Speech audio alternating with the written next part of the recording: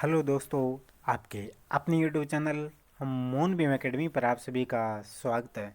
तो आज हम दोस्तों इम्पोर्टेंट टॉपिक करने जा रहे हैं, जहां से आपको हर एग्ज़ाम के अंदर क्वेश्चन देखने को मिलते हैं, चाहे वो यूपीएससी का एग्ज़ाम हो, चाहे वो एसएससी का कोई भी एग्ज़ाम हो, चाहे वो सीएचएसएल का एग्ज़ाम हो, चाहे वो एमटीएस हो, चाहे सीजीएल हो, चाहे सीपीओ हो। आपको हर एक एग्ज़ाम के अंदर यहाँ से क्वेश्चन देखने को मिलता है, चाहे कोई टीचिंग एग्ज़ाम हो। चलो दोस्तों, आज की क्लास हम स्टार्ट करते हैं। देखिए, आज की जो हमारी क्लास रहेगी वो रहेगी राष्ट्रपति को लेकर। तो हम बात करते हैं राष्ट्रपति की। देखिए, यहाँ से इंपॉर्टेंट क्वेश्चन निकल के आता है, क्वेश्चन आ जाता है कि कार्यपालिका का प्रमुख कौन होता है। तो कार्यपालिका का जो प्रमुख होता है कौन होता है, तो कार्यपालिका का जो प्रमुख रहेगा वो रहेगा राष्ट्रपति। इंपॉर्टेंट है कि कार्यपालिका का प्रमुख कौन होता है। तो कार्यपालिका का जो प्रमुख होता है वो होता है राष्ट्रपति। उसके बाद इंपॉर्टेंट क्वेश्चन निकल के आता है कि मंत्रिपरिषद का प्रमुख कौन होता है। देखिए, कार्यपालिका का प्रमुख होगा राष्ट्रपति और मंत्रिपरिषद का प्रमुख कौन होगा, प्रधानमंत्री पीएम। ये ध्यान रखना, इंपॉर्टेंट क्वेश्चन आता है कि कार्यपालिका का प्रमुख कौन होता है, तो राष्ट्रपति होता है, और मंत्रिपरिषद का जो प्रमुख होता है वो होता है प्राइम मिनिस्टर यानी प्रधानमंत्री। इंपॉर्टेंट है। अब देख लेते हैं कि राष्ट्रपति का जो निर्वाचन किया जाता है, राष्ट्रपति को किस तरह से चुना जाता है, राष्ट्रपति को चुनने की जो विधि है वो कौन सी है, किस तरह से इनका चुनाव होता है। तो देखते हैं इनकी निर्वाचन पद्धति को। तो देखिए, इंपॉर्टेंट क्वेश्चन आता है कि राष्ट्रपति का जो निर्वाचन होता है किस पद्धति के द्वारा होता है, किस विधि के द्वारा होता है। तो इम्पोर्टेंट है, राष्ट्रपति का जो निर्वाचन होता है वो होता है सिंगल ट्रांसफरेबल वोटिंग सिस्टम के द्वारा, यानी एकल संक्रमणीय मत प्रणाली के द्वारा क्या होता है, राष्ट्रपति का चुनाव होता है, इनका इलेक्शन होता है। यानी इसके अंदर क्या होता है, यानी इसके अंदर जितनी जो व्यक्ति खड़े हैं इसके अंदर, यानी जितने, जैसे अगर हम बात करें, जैसे यहाँ पे 3% यहाँ पे खड़े हैं राष्ट्रपति के चुनाव के अंदर, तो उसमें क्या है, उसमें प्रतिनिधि को चॉइस दी जाती है। किस तरह से, जैसे कि उसकी फर्स्ट जो चॉइस है वो कौन सी है, सेकंड चॉइस कौन सी है, उसकी थर्ड चॉइस कौन सी है। इसी को हम क्या कहते हैं, इसी को कहते हैं सिंगल ट्रांसफरेबल वोटिंग सिस्टम। यही होता है हमारा सिंगल ट्रांसफरेबल वोटिंग सिस्टम, जिसको कहते हैं हम एकल संक्रमणीय मत प्रणाली। चलो आगे देखते हैं। अब हम देखते हैं कि चुनाव में भाग लेते हैं। तो देखिए, राष्ट्रीय चुनाव में कौन भाग लेते हैं। तो देखिए, इंपॉर्टेंट क्वेश्चन आता है, क्वेश्चन आ जाता है कि राष्ट्रीय चुनाव में कौन भाग ले सकता है। तो देखिए, संसद के सभी सदस्य। देखिए, लेकिन यहाँ इंपॉर्टेंट रहेगा, संसद के सभी सदस्य तो ठीक है, लेकिन जिन व्यक्तियों को राष्ट्रपति मनोनीत करता है वो व्यक्ति राष्ट्रीय चुनाव में भाग नहीं ले सकते। देखिए, इंपॉर्टेंट ध्यान रखने की बात की, तो इसमें संसद के सदस्य यानी राज्यसभा, लोकसभा के सदस्य क्या करते हैं, राष्ट्रीय चुनाव में भाग लेते हैं। और प्लस भाग कौन लेते हैं, जो राज्य की विधानसभाओं के जो सदस्य होते हैं वो राष्ट्रपति के चुनाव में भाग लेते हैं। लेकिन यहाँ ये इंपॉर्टेंट अगर बात करें कि राष्ट्रपति के द्वारा मनोनीत किए जाने वाले जो व्यक्ति होते हैं वो राष्ट्रपति के चुनाव में भाग नहीं लेते हैं। आपको पता होगा कि लोकसभा के अंदर राष्ट्रपति के द्वारा 2 सदस्य मनोनीत किए जाते हैं, और राज्यसभा के अंदर राष्ट्रपति के द्वारा जो 12 सदस्य वो मनोनीत किए जाते हैं। लेकिन ये बात ध्यान रखिए कि आगे से जो राष्ट्रपति द्वारा जो लोकसभा में 2 सदस्य मनोनीत किए जाते हैं एंग्लो इंडियन, वो आगे से मनोनीत नहीं किए जाएंगे, क्योंकि इसको 2019 के अंदर संविधान में संशोधन करके इस सिस्टम को क्या कर दिया गया था, बंद किया दिया गया था 2019 के अंदर। तो आगे से जो लोकसभा के अंदर जो 2 व्यक्ति जो मनोनीत किए जाते हैं राष्ट्रपति द्वारा, वो मनोनीत नहीं किए जाएंगे। तो देखते हैं, और ये भी ध्यान रखिए कि राज्यपाल द्वारा मनोनीत किए जाने वाले जो सदस्य होते हैं वो तो भाग लेते हैं। ये इंपॉर्टेंट है, क्योंकि राष्ट्रीय चुनाव में से व्यक्ति भाग लेते हैं, राज्यसभा के सदस्य भाग लेते हैं, लोकसभा के सदस्य भाग लेते हैं, और प्लस राज्य की विधानसभाओं और विधानमंडलों, जो विधानसभा होती है और जो विधान परिषद होती है, ध्यान रखना, विधानसभा और विधान परिषद के सभी सदस्य क्या लेते हैं, राष्ट्रीय चुनाव में भाग लेते हैं। लेकिन लोकसभा और राज्यसभा के राष्ट्रपति के द्वारा जो मनोनीत सदस्य होते हैं वो भाग नहीं ले सकते। अब देखिए, इंपॉर्टेंट है कि भारत के जो प्रथम जो राष्ट्रपति थे, इंपॉर्टेंट अगर बात करते हैं कि भारत के जो प्रथम जो राष्ट्रपति थे वो कौन थे, तो भारत के जो प्रथम राष्ट्रपति थे वो थे डॉक्टर राजेंद्र प्रसाद। इंपॉर्टेंट है। अगर बात करें कि भारत के प्रथम राष्ट्रपति कौन थे, तो भारत के जो प्रथम जो राष्ट्रपति थे वो थे डॉक्टर राजेंद्र प्रसाद। और इनको जब इनका चुनाव हुआ तो इनको कितने परसेंट वोट मिले थे, तो देखिए इनको 85%। कितने वोट मिले थे इनको, कितने परसेंट, इनको 85% वोट मिले थे। और जो इनके पक्ष में सॉरी फॉर देट, जो इनके विपक्ष में थे, जो के टी शाह थे, इनके विपक्ष में के टी शाह थे, जिनको ओनली 15% वोट मिले थे। ये भी ध्यान रखिए कि भारत के राष्ट्रपति की अवधि हमारे संविधान में निश्चित नहीं है। दूसरी बार चुनाव में भी किसको बहुमत मिला था, यानी दूसरी बार जो हमारे देश के राष्ट्रपति बने थे वो डॉक्टर राजेंद्र प्रसाद जी बने थे। और ये देखिए इंपॉर्टेंट है कि दूसरी बार चुनाव के अंदर डॉक्टर राजेंद्र प्रसाद को कितने परसेंट वोट मिले थे, 99% वोट मिले थे। देखिए अगर बात करें प्रथम चुनाव के अंदर जो डॉक्टर राजेंद्र प्रसाद थे उनको 85% वोट मिले थे, 85% वोट मिले थे। और जो दूसरे चुनाव थे उनके अंदर डॉक्टर राजेंद्र प्रसाद को कितने परसेंट वोट मिले थे, 99%, यानी 99% वोट मिले थे। और जो इनके विपक्ष में थे, जो इनके विरोधी थे, उसको ओनली 1% वोट मिला था।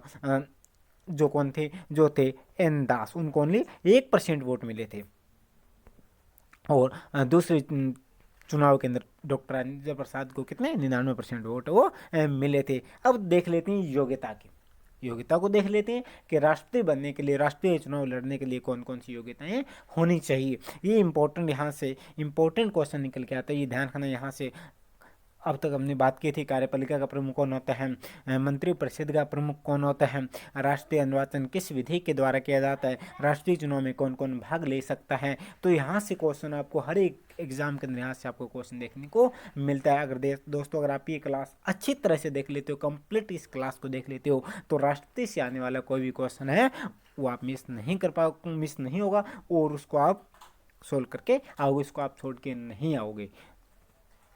तो चलो देखते हैं राष्ट्रपति की योग्यता को, कि राष्ट्रपति बनने के लिए कौन कौन सी योग्यताएं होनी चाहिए। तो पहली योग्यता क्या होती है कि वो भारत का नागरिक होना चाहिए। देखिए इंपॉर्टेंट है कि राष्ट्रीय चुनाव कौन लड़ सकता है, तो उसको सबसे पहले भारत का नागरिक होना चाहिए, भारत की सिटीजनशिप उसके पास होनी चाहिए। सेकंड है जो राष्ट्रीय की जो आयु होनी चाहिए, कितनी होनी चाहिए, व्यक्ति की आयु कितनी होनी चाहिए, 35 वर्ष। देखिए राष्ट्रीय चुनाव लड़ने के लिए व्यक्ति की कितनी आयु होनी चाहिए, 35 वर्ष उसकी आयु होनी चाहिए, भारत का नागरिक होना चाहिए, इंडिया की उसके पास सिटीजनशिप होनी चाहिए।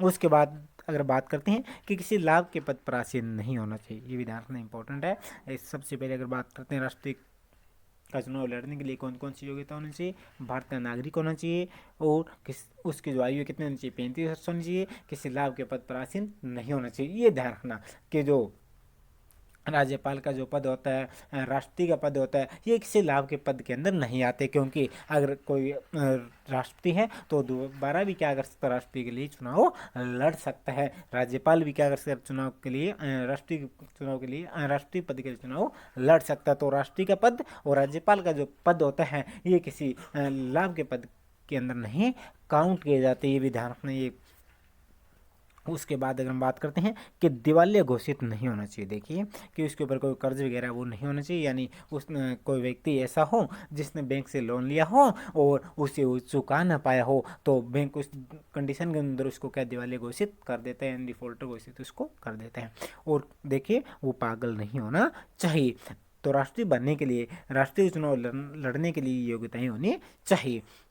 और अगर बात करते हैं, देखिए राष्ट्रीय चुनाव लड़ने के लिए और क्या क्या करना पड़ता है, देखिए आज हम कंप्लीट करेंगे इसके और ज़बरदस्त तरीके से हम क्या करेंगे, क्लास को करेंगे। देखिए और अगर बात करते हैं, और राष्ट्रीय का चुनाव लड़ने के लिए 1500 रुपये की जो धनराशि है वो कहाँ जमा करवानी पड़ती है, आरबीआई के अंदर जमा करवानी पड़ती है। देखिए और किसी बैंक के अंदर जमा नहीं करवाना पड़ता, कहाँ जमा करवाना पड़ता है, आरबीआई के अंदर। तो राष्ट्रीय चुनाव लड़ने के लिए जो 15,000 रुपये की जो धनराशि होती है वो कहाँ जमा करवानी पड़ती है, आरबीआई के अंदर जमा करवानी पड़ती है। और पहले ये जो राशि होती थी ये 25 रुपये होती थी, 1997 के अंदर बढ़ाकर इसको कितना कर दिया गया था, 15,000 रुपये कर दिया गया था। तो पहले राष्ट्रीय चुनाव लड़ने के लिए 25 रुपये की धनराशि जमा करवानी पड़ती थी, लेकिन 1997 के अंदर बढ़ाकर इस राशि को कितना कर दिया गया था, 15,000 रुपये कर दिया गया था। तो देखिए राष्ट्रीय चुनाव लड़ने के लिए 15,000 रुपये की जो धनराशि होती है वो आरबीआई के अंदर जमा करवानी पड़ती है। और इसके अलावा देखिए और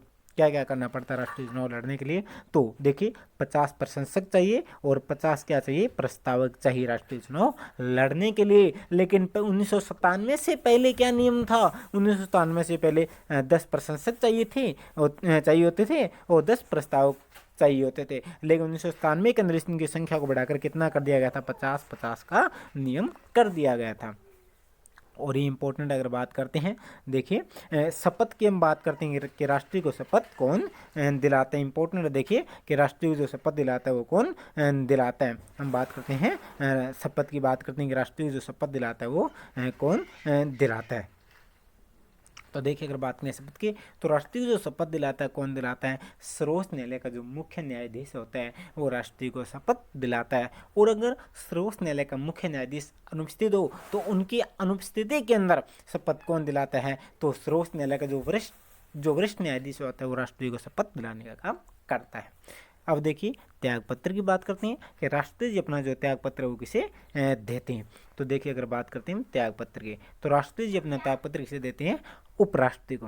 तो राष्ट्रपति अपना त्याग पत्र किसे देगा, उपराष्ट्रपति को। अगर उपराष्ट्रपति ना हो तो त्याग पत्र किसे देगा, तो ये देखिए इंपॉर्टेंट है कि अगर उपराष्ट्रपति ना हो, उपराष्ट्रपति की अनुपस्थिति के अंदर राष्ट्रपति जी त्याग पत्र किसको देंगे, तो देंगे उस न्यायालय के किसको देंगे, सर्वोच्च न्यायालय के मुख्य न्यायाधीश को देंगे। किसको देंगे, देखिए उपराष्ट्रपति की अनुपस्थिति में जो उप न्यायालय अगर बात करें उपराष्ट्रपति की अनुपस्थिति के अंदर अगर उपराष्ट्रपति न हो तो राष्ट्रपति जी अपना त्याग पत्र किसे देंगे, जो सुप्रीम कोर्ट के जो मुख्य न्यायाधीश होते हैं, किसे, सुप्रीम कोर्ट के जो मुख्य न्यायाधीश होते हैं उसको देंगे। अगर सुप्रीम कोर्ट के मुख्य न्यायाधीश ना हो उनकी अनुपस्थिति के अंदर राष्ट्रपति जी अपना त्याग पत्र किसे देंगे, तो जो वरिष्ठ न्यायाधीश होगा उसको वो अपना त्याग पत्र देंगे। अब देखते हैं इंपॉर्टेंट है। अब बात कर लेते हैं इनके वेतन की कि राष्ट्रपति जी को जो वेतन मिलता है वो कितना मिलता है जी। तो ये इंपॉर्टेंट देखें, तो राष्ट्रपति जी को जो वेतन मिलता है कितना मिलता है, 5 लाख रुपए राष्ट्रपति जी को वेतन मिलता है। इंपॉर्टेंट क्वेश्चन आता है कि राष्ट्रपति जी को वेतन कितना मिलता है, तो राष्ट्रपति जी जो वेतन मिलता है कितना मिलता है, 5 लाख रुपए वेतन मिलता है। ये तो इनका वेतन है। इसके अलावा इनको अलग भत्ता भी मिलता है। देखिए इनके अलावा इनको क्या मिलता है, अलग भत्ता भी मिलता है।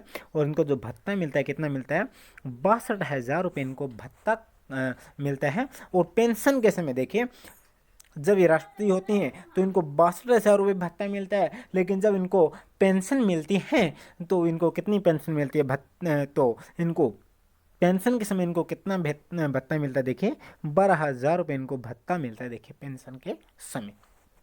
अब देखिए कि जो कार्यकारी जो राष्ट्रपति होते हैं उनका वेतन और भत्ता क्या होता है, तो उनका वेतन और भत्ता भी राष्ट्रपति के समान ही होता है। ध्यान रखना, जो कार्यकारी राष्ट्रपति बनता है उनको भी वेतन और जो भत्ते दिए जाते हैं वो राष्ट्रपति के समान ही दिए जाते हैं। ये अब देखते हैं कि राष्ट्रीय संबंधित आर्टिकल, ये देख लीजिए कि राष्ट्रीय संबंधी जो आर्टिकल है वो कहाँ से कहाँ तक है। देखिए आर्टिकल नंबर 52 से आर्टिकल नंबर 62 तक जो आर्टिकल है वो किससे संबंधित रहेंगे, वो राष्ट्रपति जी से संबंधित रहेंगे। तो देखिए हर एक आर्टिकल के अंदर राष्ट्रपति जी का वर्णन किया गया कि किस आर्टिकल के तहत भारत का एक राष्ट्रपति होगा, किस आर्टिकल के तहत उनका चुनाव होगा, किस आर्टिकल के तहत उनके चुनाव की अवधि दी गई है। तो देखते हैं इंपॉर्टेंट है। तो आर्टिकल नंबर अगर बात करें 52 की, तो आर्टिकल नंबर 52 क्या कहता है, आर्टिकल नंबर 52 कहता है कि भारत का एक राष्ट्रपति होगा।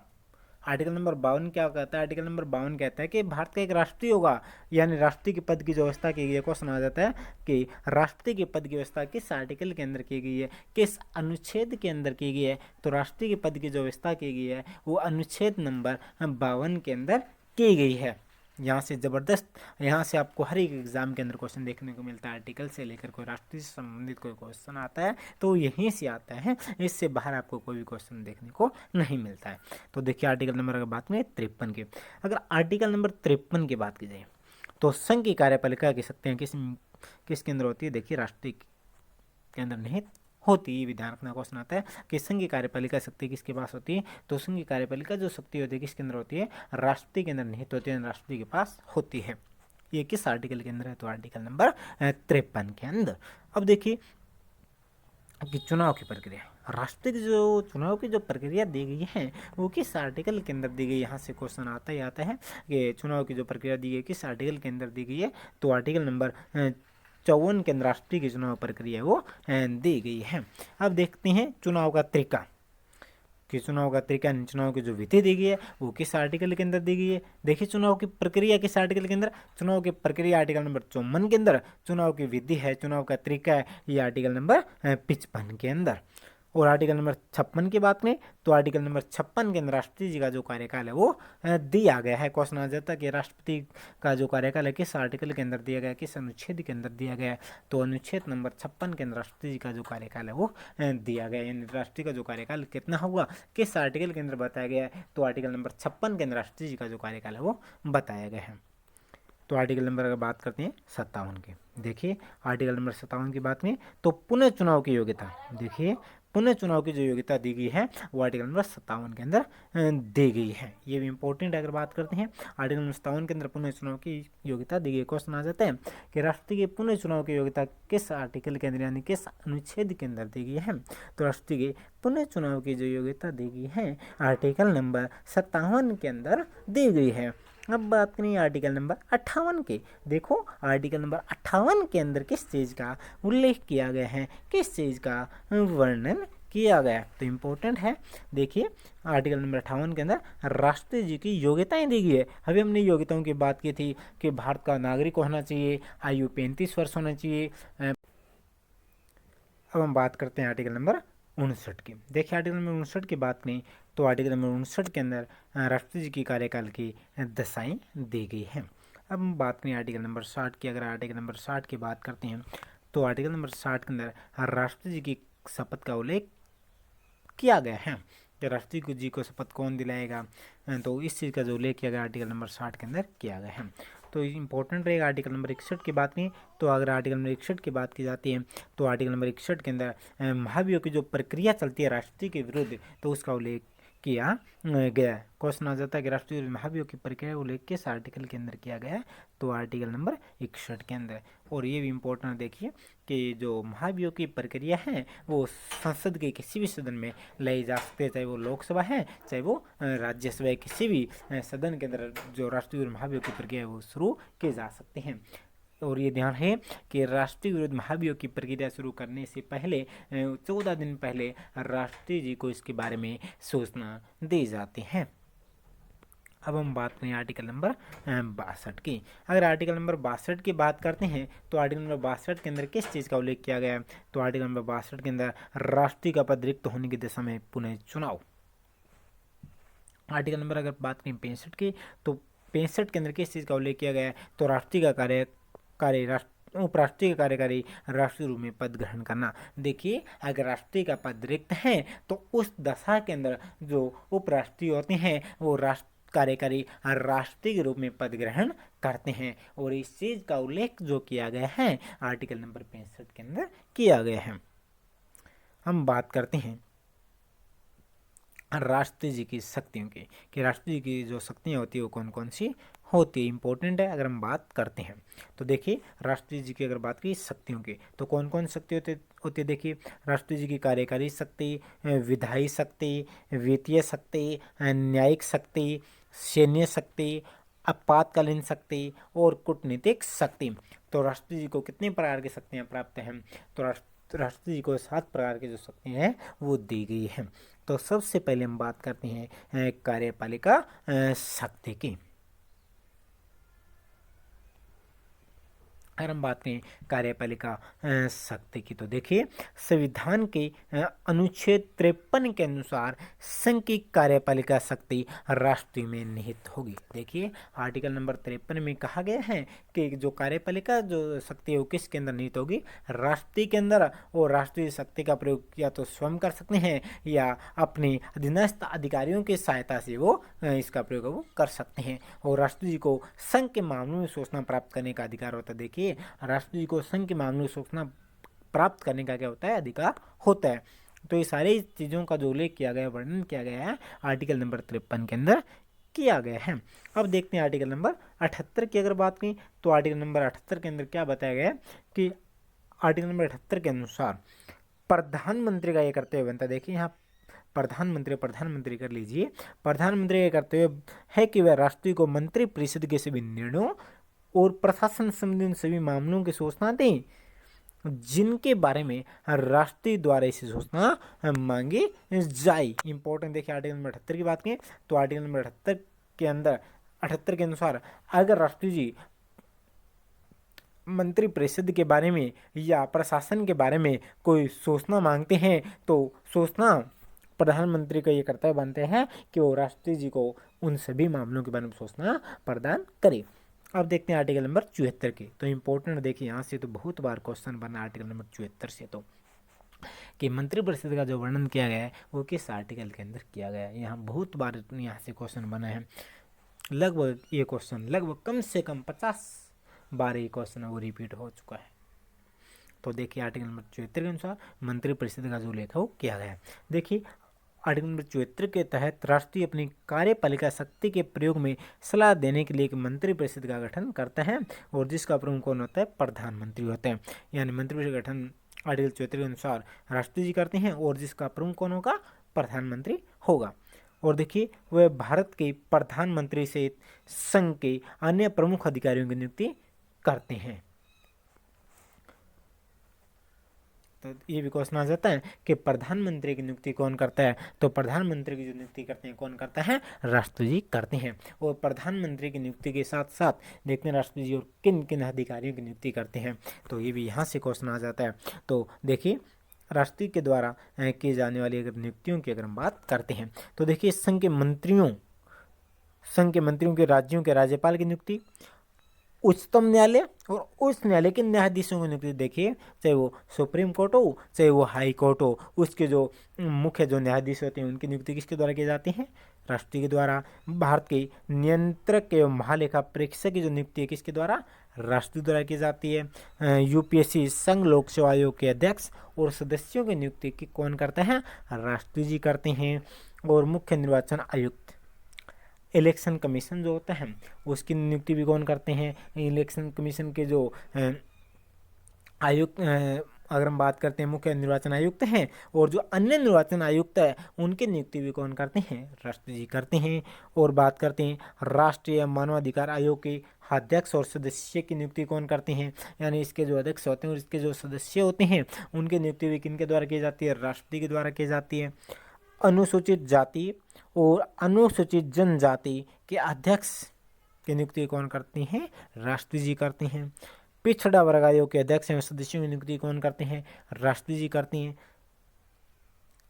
और संघ के राज्यपाल या प्रशासक की नियुक्ति कौन करते हैं, राष्ट्रपति जी करते हैं। वित्त आयोग है, राजभाषा आयोग है, इन सभी के अध्यक्षों की जो नियुक्ति करते हैं कौन करते हैं, राष्ट्रपति जी करते हैं। अब देखते हैं राष्ट्रपति जी की विधायी शक्तियों को, कि राष्ट्रपति जी के पास जो विधायी शक्तियाँ हैं वो कौन कौन सी हैं। अब हमने बात की थी उनकी कार्यपालिका शक्ति की, अब हम बात करते हैं उनकी विधायी शक्तियों की। इंपॉर्टेंट अगर बात करें उनकी विधायी शक्तियों की अगर हम बात करते हैं तो देखिए संसद का जो गठन होता है वो तीनों चीज़ों से मिलकर होता है। देखिए लोकसभा से मिलकर होता है, राज्यसभा से मिलकर होता है और राष्ट्रपति से मिलकर होता है। किसके अनुसार, अनुच्छेद नंबर 74 के अनुसार। देखिए अनुच्छेद नंबर 74 के अनुसार क्या होता है कि राष्ट्रीय अगर हम बात करते हैं देखिए तो राष्ट्रीय गठन होगा और राष्ट्रीय संसद का गठन होगा। तो संसद के अंदर तीनों चीज़ें होती है। देखिए अगर हम बात करते हैं राष्ट्रीय की बात करें, लोकसभा की बात करें, राज्यसभा की बात करें, तो इन सभी से मिलकर क्या है जो संसद है वो बनती है। अनुच्छेद नंबर 74 के अनुसार इसका वर्णन किया गया है। तो देखिए राष्ट्रपति को संसद का अधिवेशन बुलाने और सत्रावसान करने की घोषणा का अधिकार है। देखिए इंपॉर्टेंट अगर बात नहीं, राष्ट्रपति जी को संसद का जो अधिवेशन बुलाने और सत्रावसान करने की घोषणा का जो अधिकार है किसको, राष्ट्रपति जी को है। संसद के एक स्तर की अंतिम बैठक और आगामी स्तर की प्रथम बैठक के मध्य 6 माह से अधिक अंतर नहीं होना चाहिए। राष्ट्रपति एक वर्ष में संसद की कम से कम 2 बैठकें बुलाने के लिए बाध्य हैं। वह सदनों या किसी सदन का सत्रावसान कर सकते हैं तथा लोकसभा को उसके नियत अवधि के पूर्व क्या कर सकते हैं, भंग कर सकते हैं। किस आर्टिकल के तहत, तो आर्टिकल नंबर 85 के तहत। और दोस्तों अगर आपने अभी तक हमारे चैनल को सब्सक्राइब नहीं किया तो हमारे चैनल को सब्सक्राइब कर लीजिए। और दोस्तों प्लीज़ इस वीडियो को आप शेयर कर दीजिए और लाइक कर दीजिए। अब हम बात करते हैं उनकी विधायी शक्तियों की बात करें थे। तो देखिए किसी साधारण विधेयक पर संसद के दोनों सदनों में मतभेद हो जाए। देखिए अगर कोई ऐसा विधेयक हो जिसके ऊपर दोनों सदनों के अंदर क्या हो जाता है, विवाद हो जाता है, मतभेद हो जाते हैं, तो ऐसी परिस्थिति के अंदर राष्ट्रीय ऐसे विधेयक को पास करने के लिए क्या कर सकते हैं, दोनों सदनों का संयुक्त अधिवेशन को बुला सकते हैं। लेकिन किस आर्टिकल के तहत? आर्टिकल नंबर 108 के तहत। इंपॉर्टेंट क्वेश्चन आता है कि साधारण की संयुक्त बैठक बुलाने क्वेश्चन आता है, संयुक्त बैठक किस अनुच्छेद के अनुसार बुलाया जाता है? अनुच्छेद नंबर 108 के अनुसार। किसके द्वारा बुलाया जाता है? राष्ट्रपति द्वारा बुलाया जाता है। इंपॉर्टेंट है। देखिए अब हम बात करते हैं न्यायिक शक्ति की। तो देखिए राष्ट्रपति जी को न्यायिक शक्तियाँ कौन कौन सी प्राप्त? देखिए तो संविधान के अनुच्छेद 50 के तहत न्यायपालिका को कार्यपालिका से पृथक रखा गया। भी इंपॉर्टेंट देखिए क्वेश्चन आता है, न्यायपालिका को कार्यपालिका से पृथक रखा गया, अलग रखा गया, किस आर्टिकल के तहत? तो आर्टिकल नंबर 50 के तहत। तो अंतर्राष्ट्रीय को न्यायिक प्रबंध क्षेत्र में प्रत्यक्ष, देखिए वो प्रत्यक्ष तो हस्तक्षेप नहीं कर सकते, इंटरफेयर नहीं कर सकते न्यायिक क्षेत्र में, लेकिन उनको क्या किया गया, कुछ शक्तियाँ हैं वो दी गई है राष्ट्रपति जी को न्यायिक क्षेत्र के। देखते हैं कौन कौन शक्तियाँ दी गई हैं। तो पहले शक्ति की बात करते हैं तो समाधान की शक्ति। कौन शक्ति है? समाधान की शक्ति। और राष्ट्रपति जी को समाधान की जो शक्ति दी गई है किस आर्टिकल के तहत दी गई है? तो आर्टिकल नंबर 72 के तहत राष्ट्रपति जी को समाधान की जो शक्ति है वो दी गई है।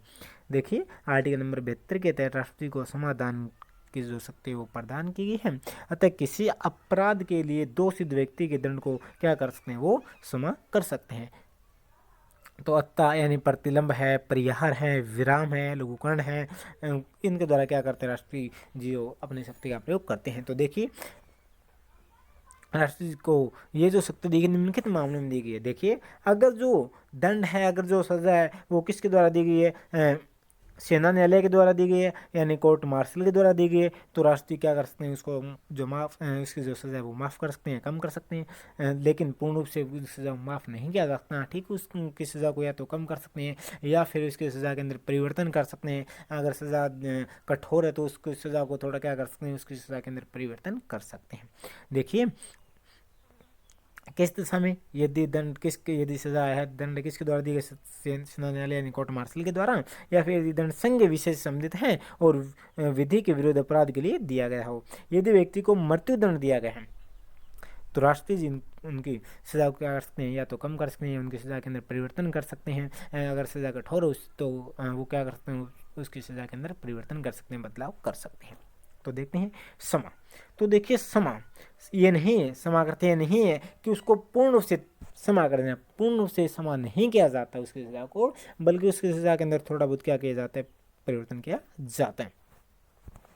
देखिए इसका अर्थ ये नहीं कि दोषित व्यक्ति को के दंड को समाप्त करना नहीं है, बल्कि उसकी सजा को कम करना है या फिर सजा के अंदर परिवर्तन करना है। ये होता हमारा समा। तो देखिए अगर बात करें प्रतिलंब की, तो प्रतिलंब के अंदर अगर बात नहीं किस चीज़ का उल्लेख किया गया, देखिए तो प्रतिलंब के तहत मृत्युदंड को अस्थायी रूप से निलंबित किया जाता है।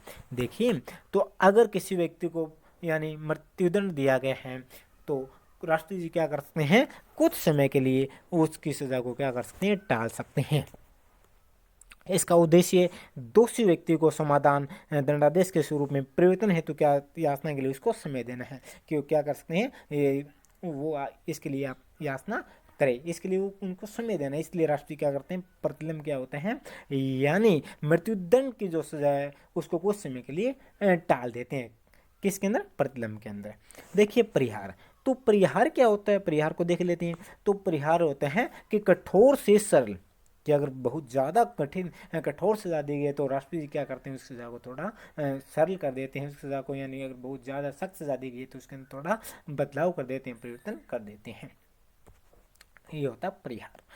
तो देखिए परिहार के तहत दंड की प्रकृति में परिवर्तन के बिना, देखिए दंड की प्रकृति के अंदर परिवर्तन नहीं होता। इसके अंदर क्या है कि दंड की मात्रा को कम किया जाता है। देखिए उसकी जो दंड की जो प्रकृति है उसमें परिवर्तन नहीं किया जाता, बल्कि उसकी सजा को क्या किया जाता है? कम किया जाता। दंड की प्रकृति में परिवर्तन किए बिना जो दंड को कम किया जाता है वो होता है हमारा परिहार। जैसे 2 वर्ष की कठोर कारावास को 1 वर्ष के कठोर कारावास में बदल देना। देखिए उसकी जो दंड की प्रकृति उसमें तो परिवर्तन नहीं हुआ, उसको कारावास ही मिला है, लेकिन क्या हुआ है? उसकी जो सजा है उसको कम कर दिया गया। देखिए पहले उसकी सजा 2 वर्ष थी तो अब उसकी सजा कितने वर्ष कर दी गई? 1 वर्ष। तो इसको बोलते हैं कि दंड की प्रकृति में परिवर्तन के बिना उसकी सजा को कम किया जाता है, वो होता है हमारा परिहार। अब देख लेते हैं लघुकरण कि लघुकरण क्या होता है। देखिए लघुकरण, तो लघुकरण के अंदर क्या अवधि होता है, लघुकरण के अंदर अवधि को कम करना, यानी इसके अंदर टाइम पीरियड को कम किया जाता है, लेकिन उसकी दंड की प्रकृति में परिवर्तन करते हुए उसकी समय अवधि को कम किया जाता है। इंपॉर्टेंट है, देखिए लघुकरण और परिहार के अंदर अंतर होता है। परिहार क्या होता है कि उसके अंदर दंड की जो प्रकृति होती है उसमें परिवर्तन नहीं किया जाता है, लेकिन लघुकरण के अंदर क्या होता है, उसकी सजा की प्रकृति में परिवर्तन करते हुए उसकी जो सजा होती है उसको कम किया जाता है। अब देखिए विराम, विराम क्या होता है, विशेष परिस्थितियों के अंदर दंड की मात्रा को क्या किया जाता है, कम किया जाता है, इसको कहते हैं विराम।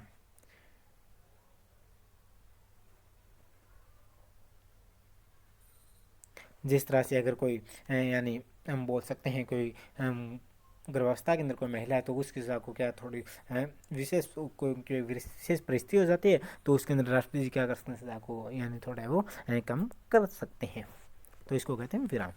अब देखिए आर्टिकल नंबर 161 की बात करते हैं। तो देखिए आर्टिकल नंबर 161 के तहत, अनुच्छेद नंबर 161 के तहत राज्यपाल को भी समाधान की शक्ति प्राप्त है। देखिए ये भी क्वेश्चन आ जाता है कि राज्यपाल की बात में तो राज्यपाल को भी समा की शक्ति दी गई है, लेकिन किस अनुच्छेद के तहत, अनुच्छेद नंबर 161 के तहत। लेकिन राज्यपाल और जो राष्ट्रपति की जो शक्ति होती है उसमें अंतर होता है।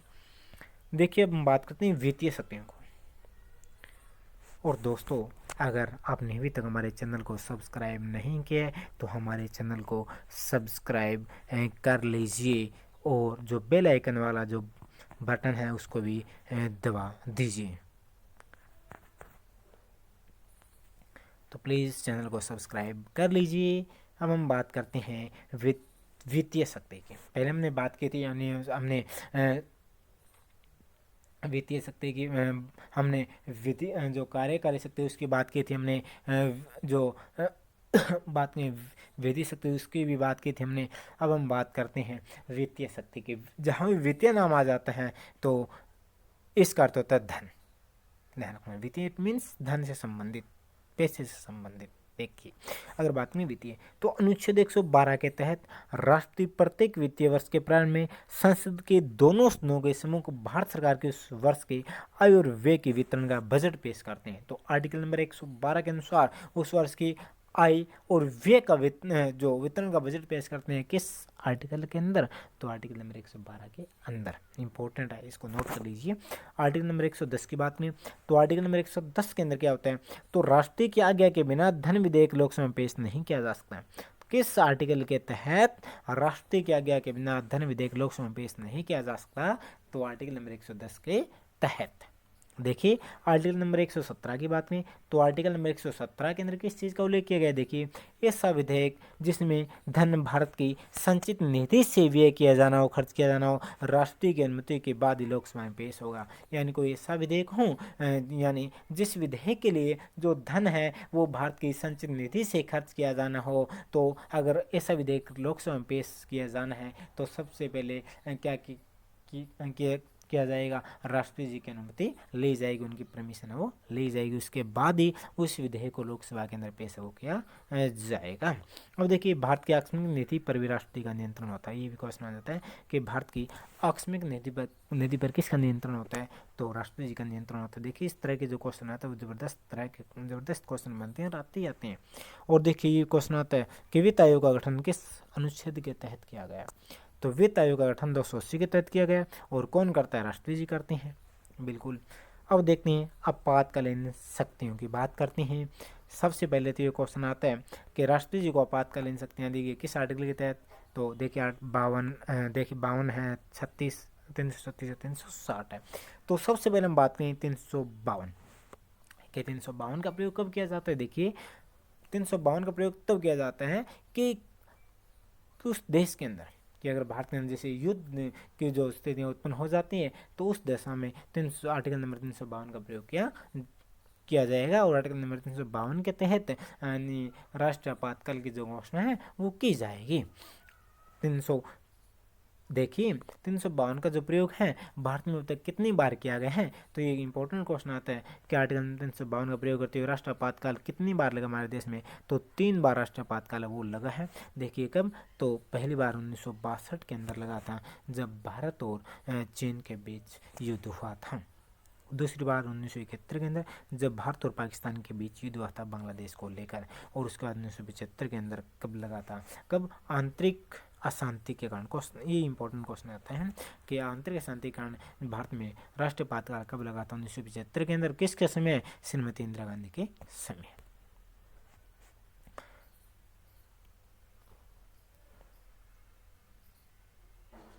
अब बात करें अनुच्छेद 356 की, तो अनुच्छेद 356 की बात करें तो देखिए किसी राज्य के अंदर संवैधानिक व्यवस्था भंग होने पर राज्यपाल की अनुमति मिलने पर राष्ट्र द्वारा जो राष्ट्रीय आपातकाल है वो लगाया जाता है, इमरजेंसी है वो लगाई जाती है। देखिए अनुच्छेद 356 का प्रयोग कब किया जाएगा, इसका प्रयोग तब किया जाएगा किसी राज्य के अंदर जो संवैधानिक व्यवस्था वो भंग हो जाती है, तब 356 का प्रयोग किया जाता है। 352 का प्रयोग कब किया जाता है, जब देश के अंदर युद्ध की परिस्थितियाँ उत्पन्न हो जाती हैं।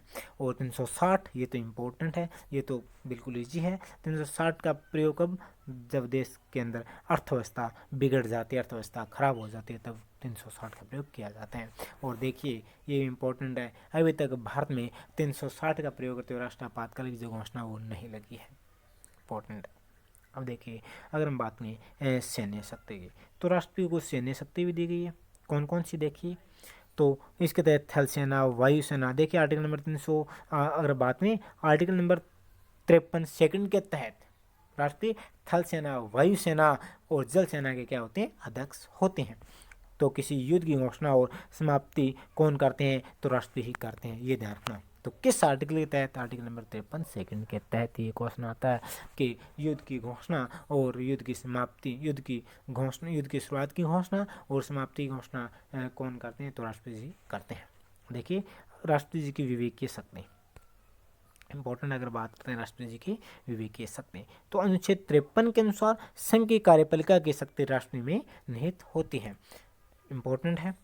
हम बात करें आर्टिकल नंबर 74 की, तो आर्टिकल नंबर 74 के अनुसार राष्ट्रपति की सहायता और सलाह देने के लिए मंत्रिपरिषद होगी, जिसका अध्यक्ष प्रधानमंत्री होगा। और 42वें संवैधानिक संशोधन 1976 द्वारा राष्ट्रपति मंत्रिपरिषद के अनुसार कार्य करेगा। देखिए एक 42वां संवैधानिक संशोधन कर दिया गया, जिसके अनुसार कहा गया कि राष्ट्रपति जो काम करेंगे वो मंत्रिपरिषद के अनुसार काम करेंगे।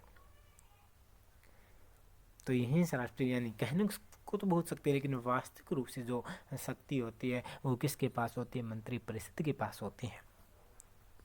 क्योंकि राष्ट्रपति जो कार्य करते हैं किसके अनुसार काम करते हैं, मंत्रिपरिषद के अनुसार ही काम करते हैं।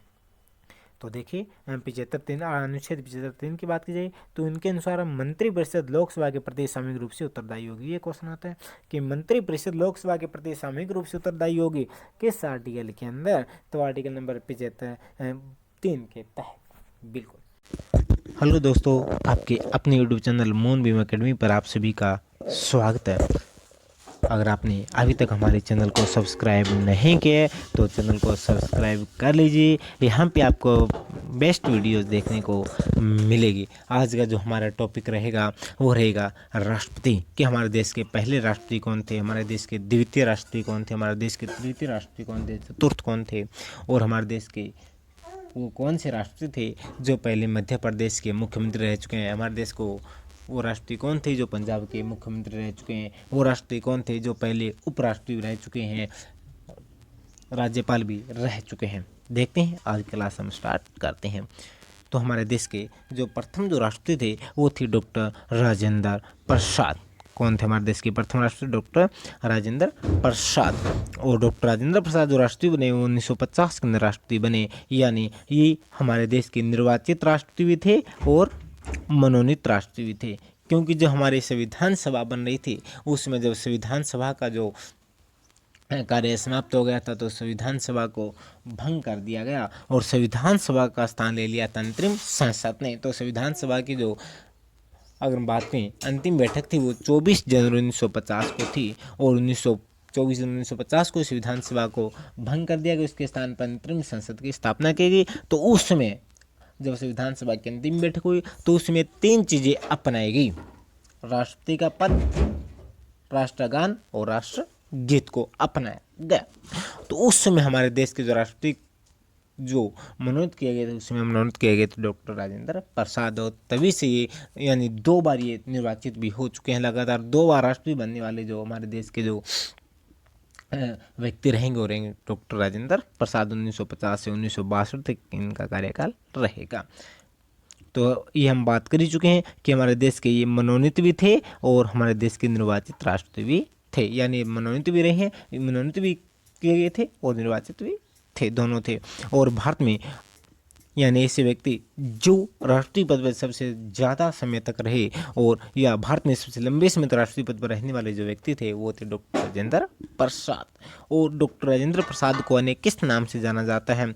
तो डॉक्टर राजेंद्र प्रसाद को देश रत्न किस नाम से जाना जाता है? डॉक्टर राजेंद्र प्रसाद को देश रत्न व अजात शत्रु के नाम से जाना जाता है। किस नाम से? इनको देश रत्न व अजात शत्रु के नाम से इनको जाना जाता है, देश रत्न अजात शत्रु के नाम से। अब देखिए जो डॉक्टर राजेंद्र प्रसाद थे ये संविधान सभा के अध्यक्ष भी रहे, क्योंकि आपको पता है कि संविधान सभा के जो प्रथम जो अध्यक्ष बने थे वो अस्थायी अध्यक्ष बने थे, जो डॉक्टर सच्चिदानंद सिन्हा थे। और संविधान सभा के जो स्थायी अध्यक्ष बने थे वो बने थे डॉक्टर राजेंद्र प्रसाद।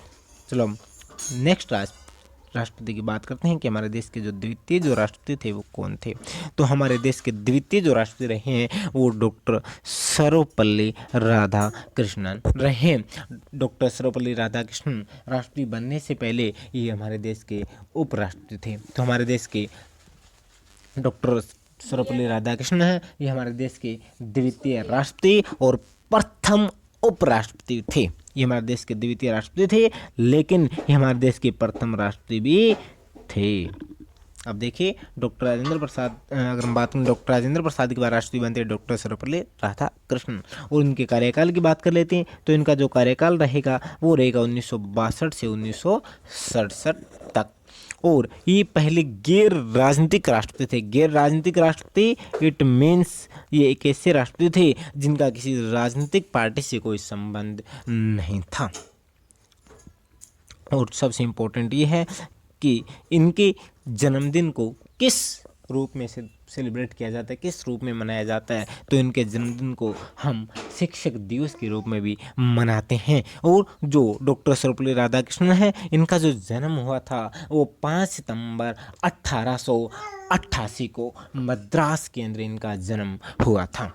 जब ये राष्ट्रपति बनते 1962 के अंदर, जब 1962 के अंदर ये क्या बनते हैं, राष्ट्रपति बनते हैं, तो इनके जो विद्यार्थी इनके पास जाते हैं और कहते हैं कि हम आपका जन्मदिन मनाना चाहते हैं। तो डॉक्टर सर्वपल्ली राधाकृष्णन कहते हैं कि अगर आप मेरा जन्मदिन मनाना चाहते हैं तो मेरे जन्मदिन को अगर शिक्षक दिवस के रूप में मनाया जाए तो मुझे बहुत बड़ी खुशी होगी, क्योंकि ये ऐसे व्यक्ति थे जिन्होंने शिक्षा के क्षेत्र में अपने 40 वर्ष दिए थे, क्योंकि इन्होंने अध्यापन कार्य भी किया था। भारत के अंदर भी इन्होंने अध्यापन कार्य किया था और विदेशों के अंदर भी इन्होंने अध्यापन कार्य किया था।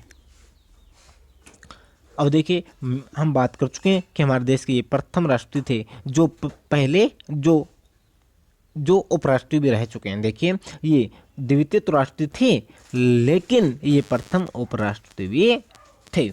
और देखिए 1962 में जब भारत चीन का युद्ध हुआ तो उस समय जो हमारे देश के जो राष्ट्रपति थे वो थे डॉक्टर सर्वपल्ली राधाकृष्णन।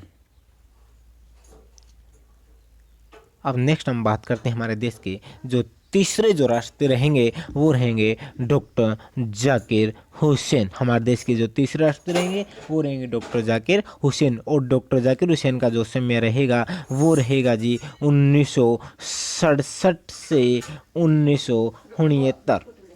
जो अगर हम बात करते हैं डॉक्टर जाकिर हुसैन की तो डॉक्टर जाकिर हुसैन का जो समय रहेगा, इनका जो कार्यकाल रहेगा वो 1967 से 1969 तक इनका कार्यकाल रहेगा। और डॉक्टर जाकिर हुसैन हमारे देश के तीसरे राष्ट्रपति थे। कितने नंबर के राष्ट्रपति? हमारे देश के तीसरे नंबर के राष्ट्रपति थे। इनका कार्यकाल की हम बात कर चुके हैं 1967 से 1969 तक इनका कार्यकाल रहेगा। और देखिए ये पहले राष्ट्रपति थे डॉक्टर जाकिर हुसैन की अगर बात की जाए तो ये पहले राष्ट्रपति थे जिनका निधन राष्ट्रपति रहते हुए हुआ था, यानी इनका निधन जब ये राष्ट्रपति थे तब इनका क्या हो गया था, निधन हो गया था 1969 के अंदर। और डॉक्टर जाकिर हुसैन भारत के पहले मुस्लिम राष्ट्रपति थे। ये इंपॉर्टेंट क्वेश्चन आता है कि भारत के पहले मुस्लिम राष्ट्रपति कौन थे, तो भारत के पहले अगर मुस्लिम राष्ट्रपति की बात की जाती है तो वो थे डॉक्टर जाकिर हुसैन। कौन थे, जाकिर हुसैन। इंपॉर्टेंट क्वेश्चन आता है कि भारत के पहले मुस्लिम राष्ट्रपति कौन थे, तो वो थे जाकिर हुसैन। अगर हम बात करते हैं तो डॉक्टर जाकिर हुसैन एकमात्र राष्ट्रपति जो उपराष्ट्रपति थे और राज्यपाल भी रहे। देखिए हमने बात की थी कि ये क्वेश्चन आ जाता है कि हमारे देश के कौन से राष्ट्रपति थे जो उपराष्ट्रपति भी रहे हैं, जो राज्यपाल के पद पर भी रहे हैं, तो वो थे जाकिर हुसैन। अब हम बात करते हैं हमारे देश के चौथे राष्ट्रपति के। तो हमारे देश के जो चौथे जो राष्ट्रपति रहेंगे वो रहेंगे वीवी गिरी। कौन रहेंगे, वीवी गिरी। और वीवी गिरी का जो टाइम पीरियड रहेगा, इनका जो कार्यकाल रहेगा वो रहेगा 1969 से 1974 तक इनका कार्यकाल रहेगा। 1969 से 1974 तक इनका कार्यकाल रहेगा। और देखिए एकमात्र राष्ट्रपति, देखिए जो वीवी गिरी थे ये एकमात्र ऐसे राष्ट्रपति थे जिनके निर्वाचन के समय दूसरे चक्र के मत गणना हुई थी। यानी दूसरे चक्र की मतगणना कब होती है, जब एक बार जब यानी वोटों की गणना होती है, उस समय जब अगर किसी भी राष्ट्रपति को अगर किसी भी व्यक्ति को अगर पूर्ण बहुमत नहीं मिलता तो उसके लिए क्या है, दोबारा क्या की जाती है, मतगणना दोबारा गणना की जाती है। उसको कहते हैं दूसरे चक्र की गणना हुई थी। बिल्कुल देखिए उसके बाद हम बात करते हैं इन्होंने कार्यवाहक प्रथम राष्ट्रपति के रूप में क्या किया था, काम किया था। अगर हम बात करें इंपॉर्टेंट है, क्वेश्चन आता है कि ऐसे राष्ट्रपति जिन्होंने कार्यवाहक राष्ट्रपति के रूप में भी काम किया था वो थे वीवी गिरी। अब देखिए वीवी गिरी, देखिए ये इंपॉर्टेंट क्वेश्चन आता है। वीवी गिरी प्रथम राष्ट्रपति, ये क्या थे, ये प्रथम राष्ट्रपति थे जिन्होंने क्या किया था, अपने पद से इस्तीफा देकर राष्ट्रपति का चुनाव लड़ा था। ये देखिए पहले क्या थे, ये पहले उपराष्ट्रपति थे और उपराष्ट्रपति के पद से इस्तीफा देकर ये राष्ट्रपति का चुनाव वो लड़ते हैं। सॉरी फॉर दैट, यहाँ रहेगा राष्ट्रपति, क्योंकि ये ऐसे राष्ट्रपति थे जो क्या करते हैं, उपराष्ट्रपति के पद से इस्तीफा देकर राष्ट्रपति का चुनाव लड़ते हैं। अब देखिए हम बात करते हैं, हम 5वें नंबर के जो राष्ट्रपति रहे हैं वो रहे हैं फखरुद्दीन अली अहमद। कौन से नंबर के हैं, ये रहेंगे 5वें नंबर के। फखरुद्दीन अली अहमद जो हैं ये 5वें नंबर के हमारे देश के क्या रहेंगे, ये राष्ट्रपति रहेंगे। इनका जो कार्यकाल की अगर बात करें तो इनका कार्यकाल रहेगा 1974 से 1977। इनका जो कार्यकाल जो रहेगा वो रहेगा 1974 से 1977। सॉरी फॉर देट यहाँ 2 कर लेना, सॉरी फॉर देट यहाँ 2 है, या 1974 से 1977 तक इनका क्या रहेगा, कार्यकाल रहेगा। और देखिए इंपॉर्टेंट क्वेश्चन आता है, ये हमारे देश के दूसरे मुस्लिम राष्ट्रपति थे। ये हमारे देश के दूसरे मुस्लिम राष्ट्रपति थे। तो पहले मुस्लिम राष्ट्रपति की हम बात कर चुके हैं। तो पहले मुस्लिम राष्ट्रपति कौन थे, डॉक्टर जाकिर हुसैन हमारे देश के पहले मुस्लिम राष्ट्रपति थे। और हमारे देश के दूसरे जो मुस्लिम राष्ट्रपति थे वो थे फखरुद्दीन अली अहमद। और देखिए जब 1975 के अंदर इंदिरा गांधी ने आपातकाल लगाया था उसमें हमारे देश के राष्ट्रपति थे वो थे फखरुद्दीन अली अहमद। और इनका निधन में क्या होता है, इनका निधन में इनके कार्यकाल के दौरान ही हुआ। अब हम बात करते हैं हमारे देश के छठे राष्ट्रपति की। तो हमारे देश के जो छठे राष्ट्रपति थे वो थे नीलम संजीवा रेड्डी। हमारे देश छठे राष्ट्रपति कौन थे, नीलम संजीवा रेड्डी। और इनका जो कार्यकाल रहेगा वो रहेगा 1977 से 1982। इनका कार्यकाल रहेगा 1977 से 1982 तक क्या रहेगा, इनका कार्यकाल रहेगा। और ये इंपॉर्टेंट क्वेश्चन आता है कि हमारे देश के एकमात्र राष्ट्रपति कौन थे जो भारत के निर्विरोध राष्ट्रपति चुने गए, तो वो थे नीलम संजीवा रेड्डी। ये क्या थे, हमारे देश के ऐसे राष्ट्रपति थे जो निर्विरोध राष्ट्रपति चुने गए थे।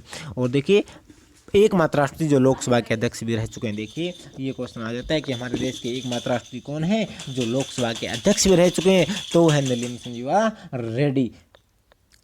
हम बात करते हैं, और ये अगर हम बात करें लोकसभा के अध्यक्ष भी रह चुके हैं, ये आंध्र प्रदेश के मुख्यमंत्री भी रह चुके हैं। देखिए 1956 के अंदर आंध्र प्रदेश के प्रथम मुख्यमंत्री बने, क्योंकि 1956 क्या किया गया था, जो आंध्र प्रदेश जो हमारा आंध्र प्रदेश था उसको तमिलनाडु से अलग किया गया था। और आंध्र प्रदेश के जो प्रथम जो मुख्यमंत्री बने थे वो बने थे नीलम संजीवा रेड्डी बने थे। अब देखिए ये सबसे कम उम्र में भारत के राष्ट्रपति बने। देखिए सबसे कम उम्र में भारत के राष्ट्रपति बनने वाले जो व्यक्ति रहेंगे वो कौन रहेंगे, नीलम संजीवा रेड्डी। ये भी इंपॉर्टेंट क्वेश्चन आता है कि भारत में सबसे कम उम्र के राष्ट्रपति बनने वाले व्यक्ति कौन थे, तो सबसे कम उम्र के राष्ट्रपति बनने वाले जो व्यक्ति थे वो नीलम संजीवा रेड्डी थे। और ऐसे राष्ट्रपति जो आंध्र प्रदेश के मुख्यमंत्री भी रह चुके थे वो थे नीलम संजीवा रेड्डी।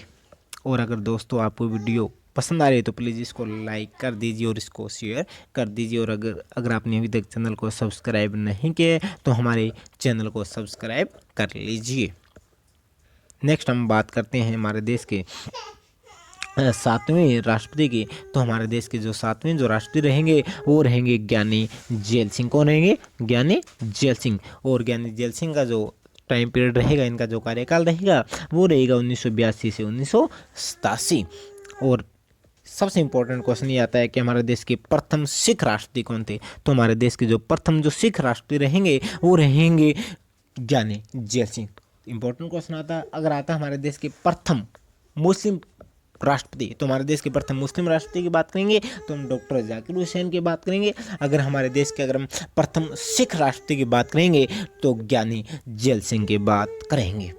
और देखिए ये भी इंपॉर्टेंट क्वेश्चन बन जाता है अगर हम बात करें कि भारत के सबसे कम पढ़े लिखे राष्ट्रपति, तो भारत के सबसे कम पढ़े लिखे राष्ट्रपति थे वो थे ज्ञानी जैल सिंह। और ये हमारे देश के प्रथम सिख राष्ट्रपति थे।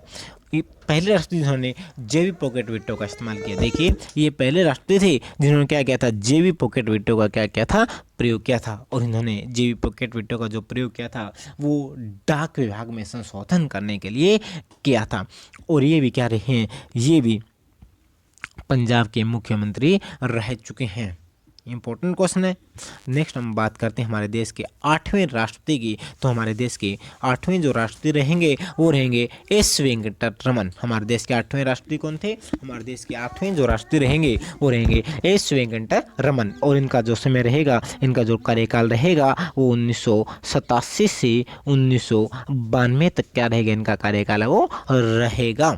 और देखिए सबसे अधिक उम्र के राष्ट्रपति बनने वाले व्यक्ति, इंपॉर्टेंट क्वेश्चन आता है। सबसे पहले हमने बात की थी सबसे कम उम्र के राष्ट्रपति बनने वाले व्यक्ति, तो नीलम संजीवा रेड्डी। सबसे अधिक उम्र के राष्ट्रपति बनने वाले व्यक्ति एस वेंकट रमन।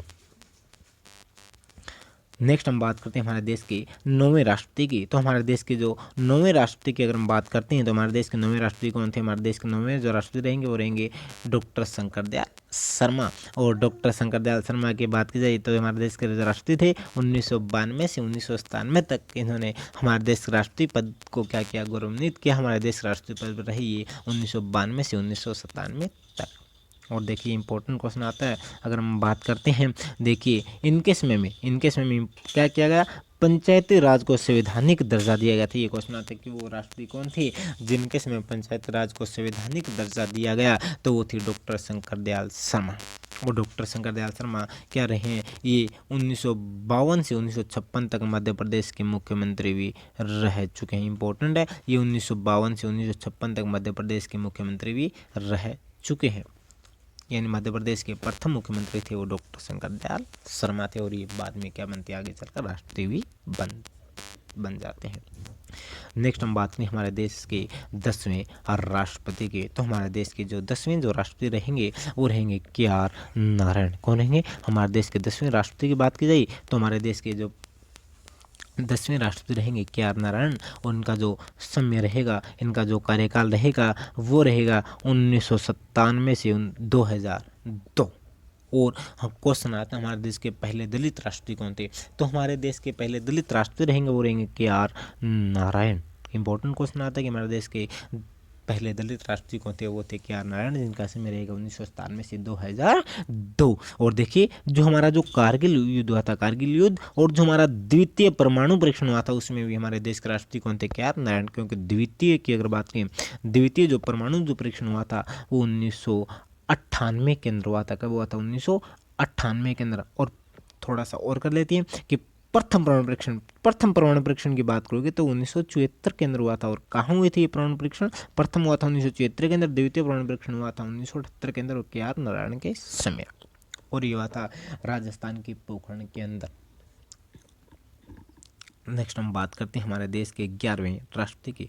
तो हमारे देश के जो 11वें जो राष्ट्रपति रहेंगे वो रहेंगे doctor APJ Abdul Kalam Azad.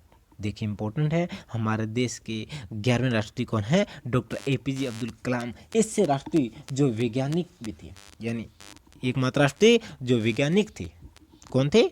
Doctor APJ Abdul Kalam. Important बात करते हैं हम डॉक्टर APJ अब्दुल कलाम का जो कार्यकाल जो रहेगा, वो हमने बात की थी, इनका कार्यकाल कब से कब तक रहेगा? 2002 से। इनका कार्यकाल कब से कब तक रहेगा? 2002 से 2007 तक। इम्पोर्टेंट क्वेश्चन आता है कि अगर हम बात करें APJ अब्दुल कलाम के, तो इनका जो कार्यकाल रहेगा वो रहेगा 2002 से 2007 तक रहेगा। और देश का एकमात्र राष्ट्रीय जो वैज्ञानिक थे, कौन थे? APJ अब्दुल कलाम।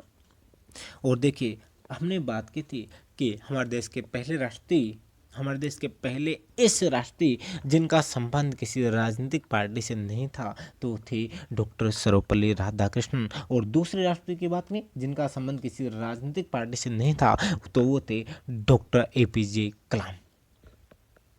और हमने बात की थी डॉक्टर राजेंद्र प्रसाद की। जो डॉक्टर राजेंद्र प्रसाद को कहा जाता है देश रत्न व अजात शत्रु। और अगर हम बात करें APJ अब्दुल कलाम थे, इनको क्या कहा जाता है? इनको जनता का राष्ट्रपति कहा जाता है। देखिए APJ अब्दुल कलाम जो थे, इनको क्या कहा जाता है? इनको जनता का राष्ट्रपति भी कहा जाता है। अब हम बात करते हैं हमारे देश के 12वें राष्ट्रपति की। तो हमारे देश की जो 12वीं जो राष्ट्रपति थी वो थी प्रतिभा सिंह पाटिल। कौन थी? प्रतिभा सिंह पाटिल। यहाँ आप इनकी तस्वीर देख सकते हो। ये हमारे देश की प्रथम महिला राष्ट्रपति थी। इंपॉर्टेंट क्वेश्चन आ जाता है कि भारत की प्रथम महिला जो राष्ट्रपति रहेगी वो रहेगी प्रतिभा सिंह पाटिल। और कब से कब तक रहेगी? 2007 से 2012। कब से कब तक रहेगी? 2007 से 2012 तक रहेगी। इंपॉर्टेंट क्वेश्चन आता है कि इनका कार्यकाल रहेगा 2007 से 2012 तक रहेगा। और भारत की प्रथम महिला और क्या थी? भारत की प्रथम महिला राष्ट्रपति थी। नेक्स्ट हम बात करते हैं हमारे देश के 13वें राष्ट्रपति की। तो हमारे देश के जो 13वें जो राष्ट्रपति रहेंगे वो कौन रहेंगे? वो रहेंगे प्रणब मुखर्जी। कौन रहेंगे? हमारे देश के 13वें राष्ट्रपति थे प्रणब मुखर्जी। और ये ऐसे राष्ट्रपति थे जिनको 2019 के अंदर भारत रत्न से क्या किया गया था? सम्मानित किया गया था। क्योंकि 2019 के अंदर 3 व्यक्तियों को भारत रत्न मिला था। भूपेन हजारिका को मिला था, प्रणब मुखर्जी को मिला था और नाना साहब को मिला था। उनमें से हमारे प्रणब मुखर्जी भी क्या थे? एक थे। बिल्कुल। इनका जो समय रहेगा वो रहेगा 2012 से 2017। 2012 से 2017 तक ये राष्ट्रपति के पद पर रहे। कौन? प्रणब मुखर्जी। और ऐसे राष्ट्रपति जो भारत रत्न से क्या थे? सम्मानित थे।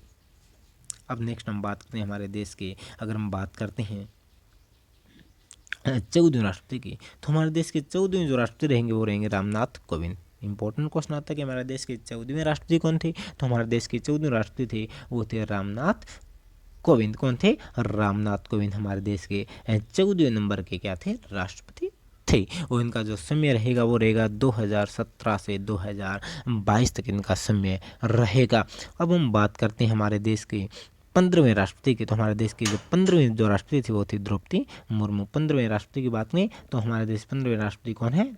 द्रौपदी मुर्मू। यानी ये भी क्वेश्चन आ जाता है कि हमारे देश में वर्तमान समय के अंदर राष्ट्रपति कौन है? तो हमारे देश में वर्तमान समय के अंदर जो राष्ट्रपति की बात करें तो हमारे देश में वर्तमान समय के अंदर राष्ट्रपति कौन है? द्रौपदी मुर्मू। ये कमेंट में करें, ये कमेंट में लिखकर भेजें कि हमारे देश के वर्तमान समय के अंदर जो उपराष्ट्रपति वो कौन है।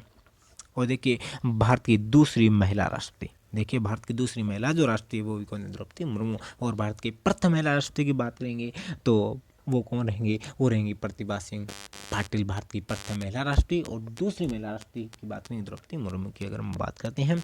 और देखिए भारत की प्रथम महिला आदिवासी राष्ट्रपति की बात करते हैं तो वो कौन रहेंगे? भारत की प्रथम महिला आदिवासी राष्ट्रपति जो द्रौपदी मुर्मू रहेंगी। और द्रौपदी मुर्मू जी भी क्या है? ये भी राज्यपाल के रूप में कार्य कर चुके हैं।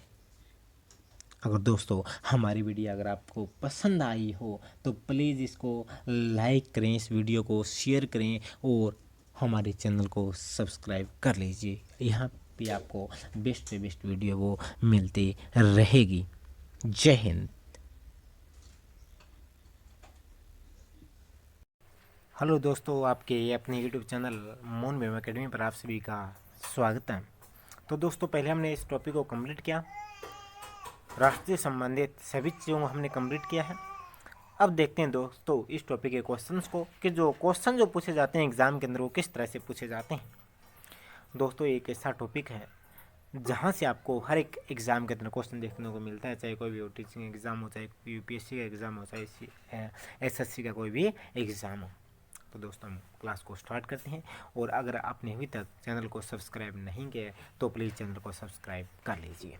देखिए, जो हमारा पहला क्वेश्चन रहेगा वो रहेगा, किसी राज्य की राज्यपाल की नियुक्ति राष्ट्रपति द्वारा किसकी सलाह पर की जाती है। देखिए, जो राष्ट्रपति जी राज्यपाल की नियुक्ति करते हैं वो किसकी सलाह लेकर करते हैं, तो किसकी सलाह ली जाती है, वो ली जाती है प्रधानमंत्री की। देखिए, जो राष्ट्रपति जी राज्यपाल की नियुक्ति करते हैं वो प्रधानमंत्री की सलाह लेकर करते हैं। इंपॉर्टेंट क्वेश्चन है। नेक्स्ट क्वेश्चन है, देखिए, राष्ट्रपति अपना इस्तीफा किसे देते हैं। तो राष्ट्रपति अपना इस्तीफा किसे देता है, मुख्य न्यायाधीश को, बी संसद, सी उपराष्ट्रपति, डी प्रधानमंत्री। तो इसका जो राइट आंसर रहेगा वो रहेगा ऑप्शन नंबर सी उपराष्ट्रपति। तो राष्ट्रपति अपना इस्तीफा किसे देते हैं, वो देते हैं उपराष्ट्रपति को। नेक्स्ट क्वेश्चन, देखिए, भारत का उपराष्ट्रपति कितने समय तक पद पर रहता है। देखिए, भारत का उपराष्ट्रपति कितने समय तक अपने पद पर रहता है। ऑप्शन नंबर ए 5 वर्ष, ऑप्शन नंबर बी 65 वर्ष की आयु होने तक, ऑप्शन नंबर सी 6 वर्ष, ऑप्शन नंबर डी 2 वर्ष। तो देखिए, उपराष्ट्रपति के जो कार्यकाल होते हैं, राष्ट्रपति का जो कार्यकाल होता है 5 वर्ष। बिल्कुल इंपॉर्टेंट है। इसका राइट आंसर रहेगा ऑप्शन नंबर ए 5 वर्ष। नेक्स्ट क्वेश्चन है,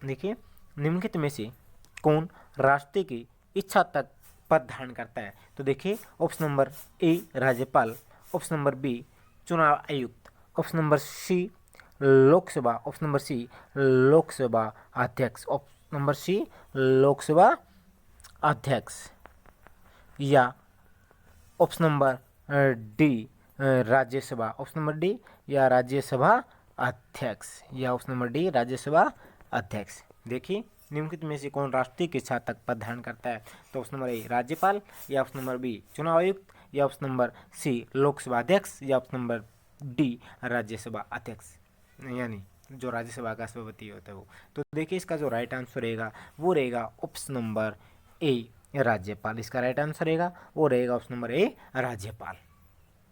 नेक्स्ट क्वेश्चन है, देखिए, राष्ट्रपति द्वारा लोकसभा और राज्यसभा के लिए कितने सदस्य मनोनीत किए जाते हैं। तो इंपॉर्टेंट क्वेश्चन है। देखिए, option number A 16, option number B 18, option number C 14, option number D 12। देखिए, लोकसभा के अंदर, देखिए इंपॉर्टेंट है, लोकसभा के अंदर राष्ट्रपति द्वारा कितने सदस्य मनोनीत किए गए, कितने 2। राज्यसभा की बात करते हैं तो राज्यसभा के अंदर कितने सदस्य मनोनीत किए गए, कितनी मनोनीत किए जाते हैं 12। इंपॉर्टेंट है। तो टोटल कितने सदस्य, तो टोटल 14 इंपॉर्टेंट है। इसका राइट आंसर रहेगा वो रहेगा 14। बिल्कुल, लोकसभा के अंदर कितने 2 सदस्य और राज्यसभा के अंदर कितने 12 सदस्य। नेक्स्ट क्वेश्चन है, देखिए, भारत के प्रथम राष्ट्रपति कौन थे। इंपॉर्टेंट है। देखिए, भारत के प्रथम राष्ट्रपति कौन थे, तो भारत के प्रथम राष्ट्रपति थे वो थे डॉक्टर राजेंद्र प्रसाद। कौन थे, डॉक्टर राजेंद्र प्रसाद। देखिए, डॉक्टर राजेंद्र प्रसाद 2 बार भारत के क्या बने, राष्ट्रपति बने, लगातार 2 बार। देखिए, 1950 से 1962 तक, देखिए 1950 से 1962 तक ये राष्ट्रपति पद पर रहे। नेक्स्ट क्वेश्चन, राष्ट्रपति का चुनाव लड़ने के लिए कितनी धनराशि जमा करवानी पड़ती है। तो देखिए, ये ध्यान रखिए कि ये जब धनराशि है, देखिए धनराशि कहाँ जमा करवानी पड़ती है, तो ये ध्यान रखिए आरबीआई के अंदर। ये धनराशि कहाँ जमा करवानी पड़ती है, आरबीआई के अंदर। और कितनी धनराशि जमा करवानी पड़ती है, तो ध्यान रखिए कितनी धनराशि, 15,000 रुपये। इम्पोर्टेंट है। देखिए, 1997 से पहले, 1997 से पहले ये कितनी धनराशि जमा करवानी पड़ती थी, ओनली 25 रुपये, ओनली 25 रुपये। 1997 के अंदर इस धनराशि को बढ़ाकर कितना कर दिया गया, 15,000 रुपये कर दिया गया। इंपॉर्टेंट है। आज वर्तमान समय के अंदर कोई भी जो राष्ट्रपति पद पर चुनाव लड़ता है तो उसको आरबीआई के अंदर कितनी धनराशि जमा करानी पड़ेगी? 15,000 रुपये इसको जमा कराने पड़ते हैं। और कहाँ? आरबीआई के अंदर। ये ध्यान रखिए, कहाँ जमा कराने पड़ते हैं? आरबीआई के अंदर। इंपॉर्टेंट है। नेक्स्ट देखिए, निम्नलिखित में से कौन भारत के राष्ट्रीय निर्वाचन हेतु निर्वाचन गण में सम्मिलित नहीं होता? तो देखिए, लोकसभा के निर्वाचित सदस्य, राज्यसभा के निर्वाचित सदस्य, सी राज्यों की विधानसभाओं के निर्वाचित सदस्य, और डी राज्यों की विधान परिषदों के निर्वाचित सदस्य। तो देखिए, इसका जो राइट आंसर रहेगा वो रहेगा option number D. Option number D. तो देखिए, जो राज्य की विधानसभा के जो निर्वाचित सदस्य होते हैं वो राष्ट्रीय के चुनाव में भाग नहीं लेते। नेक्स्ट है क्वेश्चन नंबर की बात करें 10 की। देखिए, राष्ट्रीय के निर्वाचन में राज्य का मुख्यमंत्री मतदान करने के लिए पात्र नहीं होता। कब नहीं होता देखते हैं। अगर वह स्वयं प्रत्याशी हो, बी उसे राज्य विधानमंडल के निचले सदन में अपना बहुमत सिद्ध करना हो, या वह राज्य विधानमंडल में उच्च सदन का सदस्य हो, या वह राज्य विधानमंडल में निम्न सदन का सदस्य हो। तो इसका जो राइट आंसर रहेगा वो रहेगा ऑप्शन नंबर सी, यदि वह राज्य विधानमंडल में उस सदन का सदस्य हो। तो देखिए, इंपॉर्टेंट क्वेश्चन है, और ये क्वेश्चन यूपीएससी के अंदर भी आया हुआ है। कब? 1993 को। इंपॉर्टेंट क्वेश्चन है। देखिए, थोड़ा सा इसको भी देख लेते हैं। देखिए, संसद के दोनों सदनों के मनोनीत सदस्य, राज्य विधानसभा के मनोनीत सदस्य, राज्य विधान परिषदों के मामले में एक जो देखिए, पुदुचेरी विधानसभा के मनोनीत सदस्य राष्ट्रीय निर्वाचन में भाग नहीं लेते। नेक्स्ट हम बात करते हैं, देखिए क्वेश्चन नंबर की बात नहीं 11 की। देखिए, वर्तमान समय में भारत के राष्ट्रपति कौन है? तो देखिए, वर्तमान समय के अंदर जो भारत के राष्ट्रपति की बात करते हैं तो देखिए कौन है। Option number A Droupadi Murmu, option number C Jagdeep Dhankhar, option number C Shri Narendra Modi ji, option number D Shri Pranab Mukherjee. तो इसका राइट आंसर रहेगा श्रीमती द्रौपदी मुर्मू। नेक्स्ट देखिए, राष्ट्रपति के उम्मीदवार के लिए क्या आवश्यक नहीं है? तो देखिए, राष्ट्रपति उम्मीदवार के लिए क्या आवश्यक नहीं है। देखिए, योग्यताएं बताने आपको। आयु 35 वर्ष हो, पढ़ा लिखा हो, संसद चुने जाने की योग्यता रखता हो, और देश का नागरिक हो। तो क्या आवश्यक नहीं है? पढ़ा लिखा होना आवश्यक नहीं है। ये ध्यान रखिए कि राष्ट्रीय चुनाव लड़ने के लिए व्यक्ति का पढ़ा लिखा होना आवश्यक नहीं है। देखिए, ये क्वेश्चन भी यूपीएससी के अंदर आए हुए हैं। इंपॉर्टेंट क्वेश्चन है। नेक्स्ट क्वेश्चन रहेगा, देखिए, राष्ट्रपति 5 वर्ष तक अपने पद पर रहता है। देखिए, कब तक रहता है? अपने निर्वाचन की तारीख से, संसद द्वारा निर्धारित तिथि से, अपने पद ग्रहण करने के दिन से, निर्वाचन आयोग द्वारा घोषित तिथि से। तो देखिए, कब से रहता है? तो देखिए, अपने निर्वाचन के तारीख से। इम्पोर्टेंट है। नेक्स्ट क्वेश्चन है, भारत के राष्ट्रपति अपना त्याग पत्र किसको संबोधित करते हैं? तो इम्पोर्टेंट है कि भारत का राष्ट्रपति अपना त्याग पत्र देता है, वो किसे देता है? तो इम्पोर्टेंट है, किसे देगा भारत का राष्ट्रपति अपना त्याग पत्र? वो देगा उपराष्ट्रपति को। इम्पोर्टेंट क्वेश्चन है। नेक्स्ट क्वेश्चन है, भारत के राष्ट्रपति को उसके पद से हटाया जा सकता है। देखिए, किसके द्वारा पद से हटाया जा सकता है? देखिए, इम्पोर्टेंट है, भारत के प्रधानमंत्री द्वारा, लोकसभा के द्वारा, भारत के मुख्य न्यायाधीश द्वारा, या संसद द्वारा। देखिए, भारत के राष्ट्रपति को उसके पद से हटाया जा सकता है। संसद के किसी भी सदन के अंदर क्या लाया जा सकता है? उसके विरुद्ध महाभियोग की प्रक्रिया शुरू की जा सकती है। और आर्टिकल नंबर 61, देखिए, आर्टिकल नंबर 61 के तहत राष्ट्रपति के विरुद्ध महाभियोग की प्रक्रिया शुरू की जाती हैं। और राष्ट्रपति को इससे पहले 14 दिन पहले क्या राष्ट्रपति को राष्ट्रीय विरोध महाभियोग की प्रक्रिया शुरू करने से पहले 14 दिन पहले राष्ट्रपति को इसके बारे में सूचना दी जाती है। और देखिए, क्वेश्चन इंपॉर्टेंट क्वेश्चन है, एग्जाम के अंदर देखिए आया हुआ है। नेक्स्ट क्वेश्चन, भारत के राष्ट्रपति को महाभियोग द्वारा हटाने की प्रक्रिया निम्नलिखित में से किस अनुच्छेद में वर्णित है? देखो, अभी हमने बात की थी किस अनुच्छेद में? अनुच्छेद नंबर 61 के अंदर, आर्टिकल नंबर 61 के अंदर। नेक्स्ट क्वेश्चन है, देखिए, भारत के राष्ट्रपति पर महाभियोग चलाने के लिए कम से कम कितने दिन पूर्व की सूचना आवश्यक है? देखिए, कि अगर राष्ट्रपति विरुद्ध महाभियोग की प्रक्रिया चलाई जा रही है तो इससे पहले राष्ट्रपति को कितने दिन पहले सूचना देनी पड़ती है? तो देखिए, 14 दिन पहले राष्ट्रपति को इसके बारे में सूचना देनी पड़ती है। देखिए, इंपॉर्टेंट है। नेक्स्ट है, भारत के राष्ट्रीय को महाभियोग द्वारा हटाने की प्रक्रिया निम्नलिखित में किस अनुच्छेद में वर्णित है? तो ये तो हम कर चुके हैं। नेक्स्ट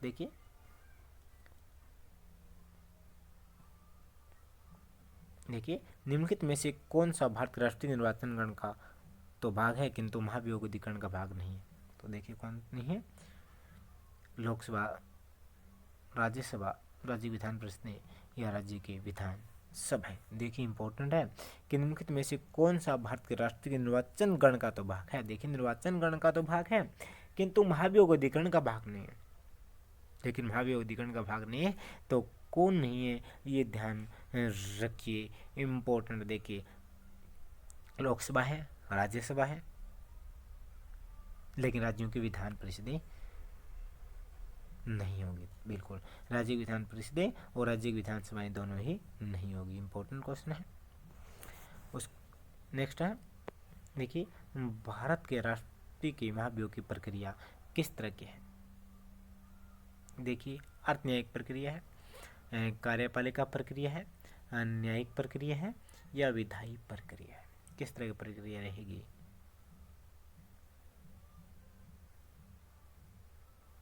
ये क्वेश्चन इंपॉर्टेंट क्वेश्चन है और देखिए क्वेश्चन आया हुआ है। तो किस तरह की प्रक्रिया रहेगी? अर्ध न्यायिक प्रक्रिया रहेगी या कार्यपालिका प्रक्रिया रहेगी या न्यायिक प्रक्रिया रहेगी या रहेगी विधायिक प्रक्रिया? तो ये किसी प्रक्रिया, ये रहेगी न्यायिक प्रक्रिया। नेक्स्ट है कि राष्ट्रीय का रिक्त पद स्थान भर लिया जाना चाहिए। देखिए अगर राष्ट्रीय पद रिक्त है तो उसको कितने दिन के अंदर भरना पड़ता है? देखिए 6 माह, 6 माह के अंदर राष्ट्रीय का पद है वो भरना ही पड़ता है, 6 माह के अंदर। देखिए इंपॉर्टेंट है कि पदासीन राष्ट्रीय की पदावधि की समाप्ति से भिन्न किसी कारण से उत्पन्न होने वाली रिक्ति की दशा में रिक्ति भरने के लिए निर्वाचन अवश्य हो जाना चाहिए। रिक्ति होने की तिथि 6 माह के अंदर, रिक्ति को तिथि से 1 वर्ष बाद, रिक्ति की तिथि से 9 माह बाद। तो इसका मैक्सिमम कितना टाइम लगेगा ये ध्यान रखना, रिक्ति होने की तिथि से 6 माह के भीतर। बिल्कुल, देखिए ये क्वेश्चन कहाँ आया हुआ है।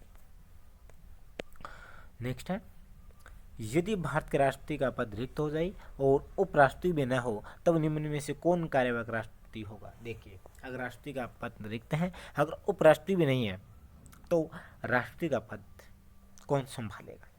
तो कौन संभालता है? इंपॉर्टेंट क्वेश्चन है। देखिए राज्यसभा का उपसभापति या भारत का महान्यायवादी या लोकसभा का अध्यक्ष या सर्वोच्च न्यायालय का मुख्य न्यायाधीश? तो इसका राइट आंसर रहेगा वो रहेगा सर्वोच्च न्यायालय का मुख्य न्यायाधीश। इंपॉर्टेंट, देखिए अगर राष्ट्रपति का पद रिक्त है और उपराष्ट्रपति पद पे नहीं है, उपराष्ट्रपति का पद भी रिक्त है, तो उस कंडीशन में राष्ट्रीय कार्यवाहक राष्ट्रीय रूप में काम करता है वो करता है सर्वोच्च न्यायालय का मुख्य न्यायाधीश। देखिए क्वेश्चन कितनी बार रिपीट हुआ है? देखिए क्वेश्चन कितनी बार रिपीट हुआ है हर एक एग्ज़ाम के अंदर, चाहे वो यूपीएससी का एग्ज़ाम हो, चाहे वो आरएस का एग्ज़ाम हो, हर एक एग्ज़ाम के अंदर ये क्वेश्चन पूछा गया है। नेक्स्ट है, संविधान के निम्नलिखित अनुच्छेदों में से किस के अंतर्गत संघ की कार्यपालिका शक्तियां राष्ट्र में निहित हैं? इंपॉर्टेंट है।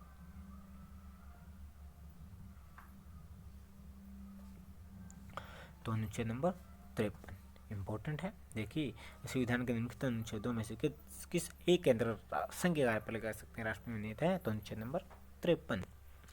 नेक्स्ट है कि भारतीय संविधान में समस्त कार्यपालिका शक्तियां निहित हैं किसके अंदर? अभी हमने बात की थी किसके अंदर? राष्ट्रपति के अंदर। और किसके अंदर? आर्टिकल नंबर 53 के तहत। नेक्स्ट है, देखिए निम्नलिखित कथनों पर विचार कीजिए और नीचे कुछ से सही उत्तर का चयन कीजिए। देखिए संघ की कार्यपालिका शक्ति प्रधानमंत्री में निहित होती है या प्रधानमंत्री की नियुक्ति राष्ट्रपति द्वारा की जाती है?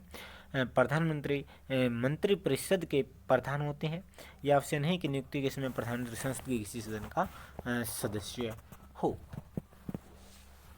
तो देखिए इसका राइट आंसर क्या रहेगा? देखिए संघ की कार्यपालिका शक्ति प्रधानमंत्री में निहित होती है। तो ये हो गया, ये तो कम हो गए। तो देखिए कौन सा होगा? तो इसका राइट आंसर हो जाएगा ऑप्शन नंबर सी, 2 3 9 4 सही। बिल्कुल, प्रधानमंत्री नियुक्ति राष्ट्रपति द्वारा की जाती है और प्रधानमंत्री परिषद के प्रधान होते हैं, राइट है। और आवश्यक नहीं कि नियुक्ति के समय प्रधानमंत्री सदन का सदस्य हो। बिल्कुल ये तीनों सही है। तो ऑप्शन नंबर हो जाएगा सी, मात्र 2, 3 और 4 सही। नेक्स्ट क्वेश्चन है, देखिए भारतीय संविधान के निम्नलिखित में से किस एक संशोधन द्वारा राष्ट्रपति को किसी भी मामले में मंत्रिपरिषद द्वारा पुनर्विचार किए जाने के लिए वापस भेजने का अधिकार है? इम्पोर्टेंट है भैया, देखिए इम्पोर्टेंट है। भारतीय संविधान के निम्नलिखित में से किस एक संशोधन द्वारा राष्ट्रपति को कोई भी मामला मंत्रिपरिषद द्वारा पुनर्विचार किए जाने के लिए वापस भेजने का अधिकार है? तो वो रहेगा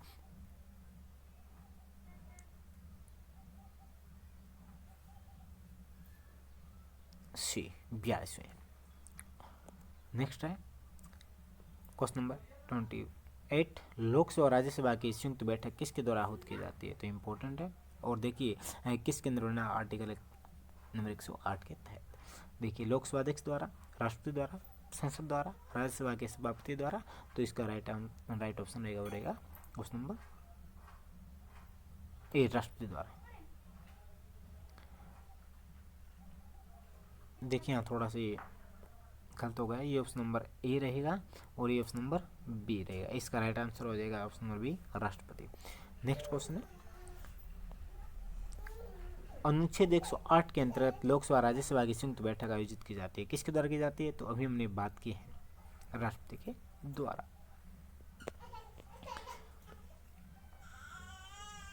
नेक्स्ट क्वेश्चन है, भारत के राष्ट्रीय से संबंधित निम्नलिखित कथनों में से कौन सा सही नहीं है? देखिए इसमें से ये सब बताना है कौन सा गलत है।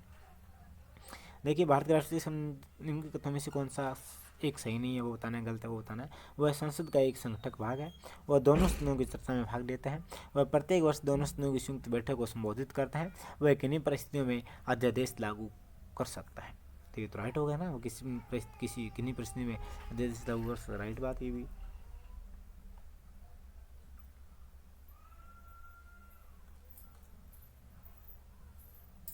वह संसद का एक संगठक भाग है, ये भी राइट है।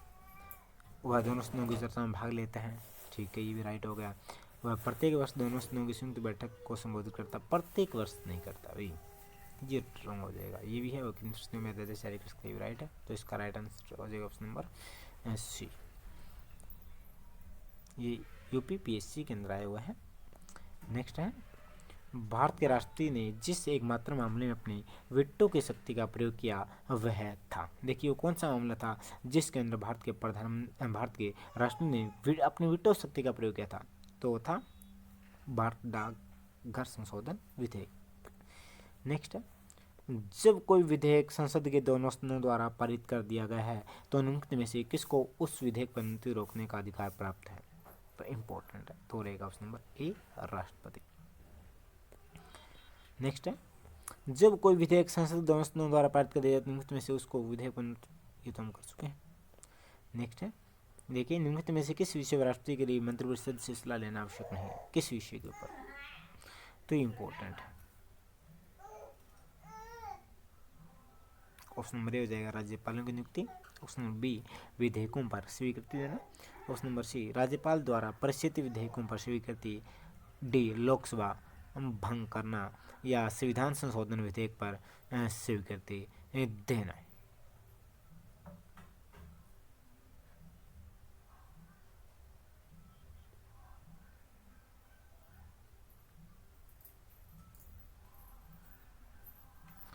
तो देखिए इसमें क्या किया जाता है, इसमें सलाह ली जाती है राज्यपाल द्वारा परिष्कृत विधेयकों पर स्वीकृति या विधेयकों पर स्वीकृति देना, या राज्यपालों की या राजदूतों की नियुक्ति।